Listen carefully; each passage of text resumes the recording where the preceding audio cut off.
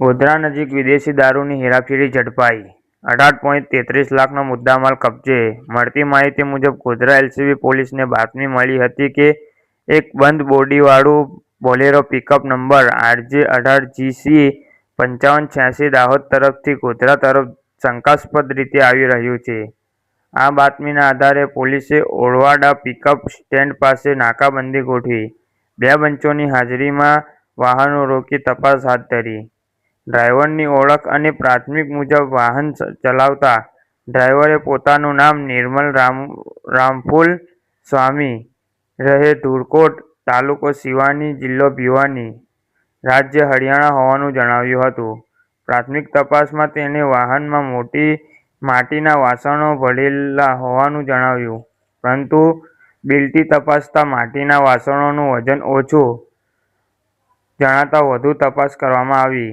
તપાસ દરમિયાન માટીના વાસણોના બોક્સની આડમાં વિદેશી દારૂ ભરેલી પેટીઓ મળી આવી. ડ્રાઈવર પાસે વિદેશી દારૂની હેરાફેરી માટે જરૂરી પાસ, પરમિટ કે આધાર પુરાવાની માંગણી કરવામાં આવી હતી, પરંતુ કોઈ આધાર પુરાવા ન હોવાનું જણાવ્યું હતું. ઝડપાયેલા મુદ્દામાલની વિગત: માટીના વાસણોના 151 બોક્સ, પ્રત્યેક બોક્સ 14 વાસણ, કુલ 604 વાસણની કિંમત ₹84,375 તેમજ વિદેશી દારૂ કુલ 48 પેટીઓ, કુલ 576 બોટલો, ₹12,28,999. મોબાઈલ ફોન મોટોરોલા મોટો G85 મોડેલ, કિંમત ₹10,000. મહિન્દ્રા બોલેરો પિકઅપ વાહન, કિંમત ₹5,00,000. આમ કુલ મુદ્દામાલની કિંમત આશરે ₹1,33,374 નો મુદ્દામાલ કબજે કરવામાં આવ્યો છે. પોલીસ તપાસમાં જણાવ્યું મુજબ દારૂનો જથ્થો ગુડગાંવ નજીકથી ડ્રાઈવરને સોંપાયો હતો અને ગુડગાંવ, જયપુર, ભીલવાડા, ચિત્તોડગઢ, નીમચ, દાહોદ થઈને રાજકોટ પહોંચાડવાનો હતો.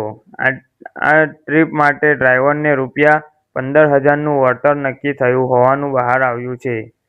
જોકે રાજકોટ ખાતે આ જથ્થો કોને સોંપવાનો હતો તેની જાણકારી ડ્રાઈવર પાસે ન હોવાનું જણાવ્યું છે. ગોધરા એલસીબી પોલીસના કર્મચારીની ફરિયાદના આધારે સંબંધિત વિરુદ્ધ ગુજરાત નિષેધ પ્રોહિબિશન એક્ટની કલમ 65A, 65E, 81, 83, 98(2) મુજબ ગુનો દાખલ કરીને આગળની કાર્યવાહી હાથ ધરવામાં આવી છે. નોંધ: આ સમાચાર પોલીસ ફરિયાદ પંચનામાના દસ્તાવેજ પર આધાર છે. આરોપીઓ સામે આરોપો હાલ તપાસ હેઠળ છે.